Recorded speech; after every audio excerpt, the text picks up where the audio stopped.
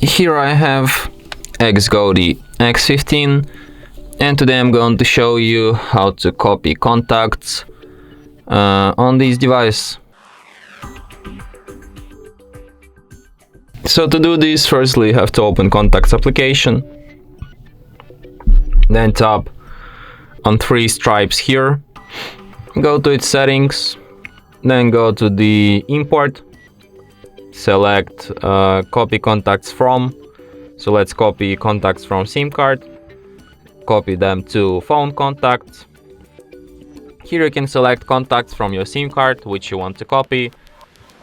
So maybe this one, okay, tap OK, and after that these contacts will appear in your contacts list on your device. So as you can see, I have them on my SIM card and also on my device now. And that's it. Thanks for watching. If you find this tutorial useful, don't forget to hit that like button and subscribe to our channel.